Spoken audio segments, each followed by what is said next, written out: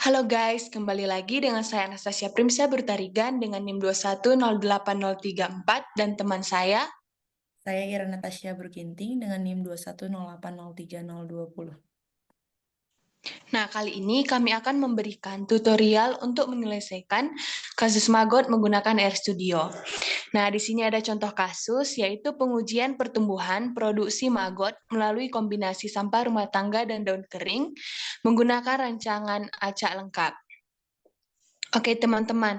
Teman-teman tahu nggak apa itu maggot? Nah, maggot itu adalah larva yang kerap kali diasosiasikan dengan lalat. Dan tahap ini menjadi kunci dalam siklus hidup serangga metamorfosis sempurna. Maggot adalah agen penguraian yang efektif dan berperan dalam menguraikan materi organik yang sudah mati seperti bangkai dan sisa-sisa tumbuhan. Nah, penelitian ini dilakukan oleh Muhammad Harpan Akbar dan teman-temannya. Penelitian ini dipublikasikan di Jurnal Ilmiah Matematika pada tahun 2022.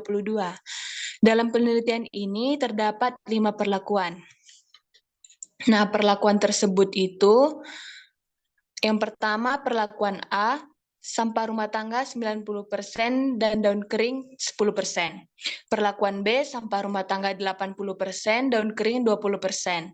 Perlakuan C, sampah rumah tangga 70%, daun kering 30%. Perlakuan D, sampah rumah tangga 60%, daun kering 40%. Dan yang terakhir, perlakuan E, sampah rumah tangga 50% dan daun kering 50%. Jadi di sini kita mengetahui perlakuan mana nih yang memberikan hasil maggot yang paling banyak. Nah, caranya itu sampah ini dibiarkan selama 2 bulan. Setelah 2 bulan, kita akan mengetahui bahwa sampah pada perlakuan C, yaitu sampah rumah tangga 70% dan daun kering 30% lah, yang menghasilkan maggot paling banyak. Nah, jadi di sini kita bisa lihat bahwa perlakuan C memiliki hasil sekitar 700-an. Nah, kita lihat pada grafik berikut. Nah, di sini terlihat jelas bahwa perlakuan C lah yang paling banyak dan perlakuan E yang paling sedikit dengan perbandingan sampah rumah tangga 50% dan daun kering 50%. Selanjutnya, kita akan menggunakan RStudio. Pertama, kita siapkan file di desktop yang berisikan file dari jurnal, lalu kita buka. Nah, pada bahan sharing, kita klik kanan. Lalu, show more option. Lalu kita klik extract here. Nah, maka akan muncul folder baru. Pada folder baru, kita buka. Di situ terdapat data-data dan kode R yang akan kita gunakan. Oke, selanjutnya kita jalankan terlebih dahulu RStudio.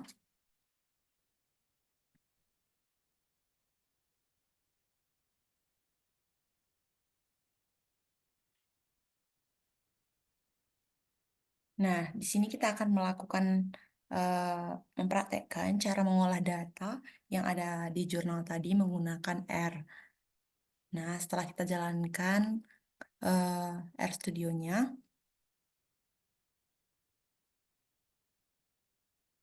nah di sini kita klik file, baru open file, baru kita cari file yang sudah kita buka tadi, yang kita simpan tadi. Di sini ada kode R dan kita buka. Nah, ini sudah muncul perintahnya. Dan yang pertama kita lakukan run pada list files. Nah, ini merupakan nama-nama file yang telah kita simpan pada folder kita sebelumnya. Selanjutnya, kita lakukan run pada perintah yang kedua. Namun sebelum itu, ketika mungkin teman-teman yang pertama kali, jika kita runkan mungkin akan terjadi error. Nah, itu dikarenakan ini semua perintah ini itu belum diinstal. Jadi sebelum ketika ada error, sebaiknya kita lakukan penginstalan dulu. Jadi penginstalannya itu dilakukan dari ini, klik install, baru ketikkan seluruh perintah-perintah yang ada di sini. Misalnya itu PM, CM, R, ini yang ini. Nah, lalu kita lakukan penginstalan. Tapi dikarenakan saya sebelumnya sudah menginstal, jadi ini tidak akan terjadi error. Nah, kita runkan. Oke, selanjutnya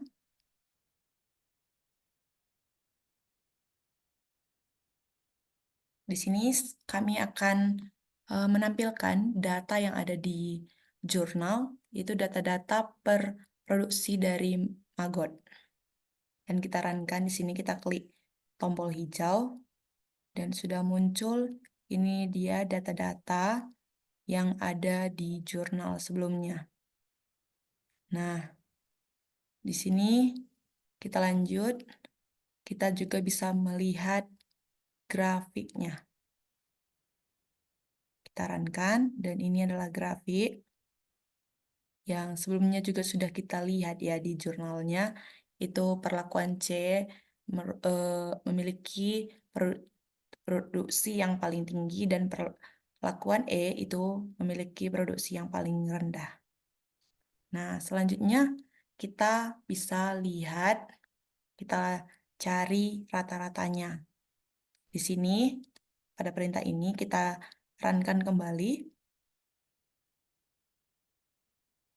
Nah, maka hasilnya akan ada ini, akan muncul. Di sini kita lihat perlakuan A itu rata-ratanya 606,25, perlakuan B 638,75, perlakuan C 761,25, perlakuan D 637,50, perlakuan E 543,75. Dan kita juga bisa melihat grafiknya. Ini dia. Ini grafiknya, ini adalah perlakuan C yang memiliki produksi yang paling tinggi. Dan ini perlakuan E yang memiliki produksi yang paling rendah. Nah, setelah itu kita akan melakukan, di sini kita menggunakan metode analisis ANOVA. Apa sih metode ANOVA? Metode ANOVA ini kegunaannya untuk mengetahui apakah terdapat perbedaan jumlah produksi maggot yang signifikan di antara perlakuan A, B, C, D, dan E. Oke teman-teman, di sini kita runkan. Nah, yang kita lihat di sini itu di bagian ini. Nilai yang kita lihat itu di 1.44E-08. Ini itu adalah nilai probabilitas atau nilai p-value. Dan karena nilainya ini, kalau kita hitung, itu nilainya itu lebih kecil dari 0,05, maka bisa kita simpulkan terdapat perbedaan jumlah produksi maggot yang signifikan di antara perlakuan A, B, C, D, dan E. Itulah kesimpulan ketika kita menggunakan analisis ANOVA. Atau di sini kita dengan kata lain kita bisa simpulkan bahwa suatu perlakuan yang kita tahu adalah perlakuan C tadi yang paling tinggi itu memiliki secara statistik itu bagus dalam memberikan hasil produksi maggotnya. Nah, kita lanjut. Di sini kita lanjutkan dengan uji LSD. Nah, yang kita lihat itu adalah ini. Bagian ini. Di sini kita lihat ada 3 grup berbeda, A, B, dan C. Tapi di sini ada A, B, B, B, dan C. Di sini kita lihat bahwa perlakuan C itu berbeda signifikan dengan perlakuan B, karena ini grupnya berbeda, A dan B. Perlakuan C juga berbeda dengan D, perlakuan C berbeda dengan A, perlakuan C berbeda dengan E. Dan di sini kita lihat ini ada yang sama, hurufnya itu ada sama, B, B, B. Jadi BDA itu, perlakuan BDA itu tidak signifikan dia tidak memiliki signifikan untuk perbedaan jumlah magotnya. Nah, kita lanjut. Kita lakukan uji LSD lagi. Kita runkan. Nah, di sini bisa kita bandingkan. Di sini itu berpasang-pasangan. Kalau tadi kita di metode ANOVA itu secara keseluruhan, A, B, C, D, dan E itu secara keseluruhan. Tapi di sini berpasang-pasangan.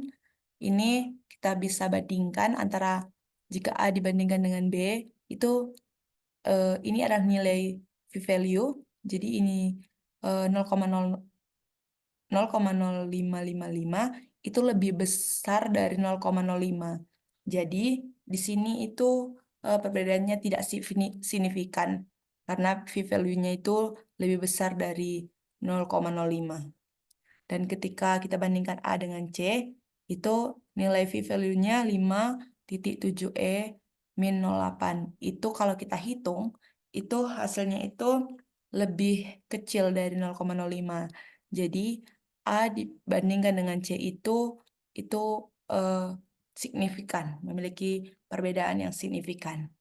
Begitu juga dengan A dengan D, itu lebih besar dari 0,05, jadi ini tidak signifikan.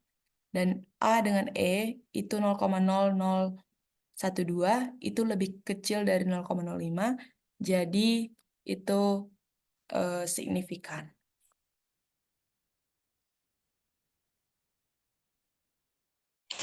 Oke, sekian penjelasan kami tentang tutorial untuk menyelesaikan kasus maggot menggunakan RStudio. Terima kasih.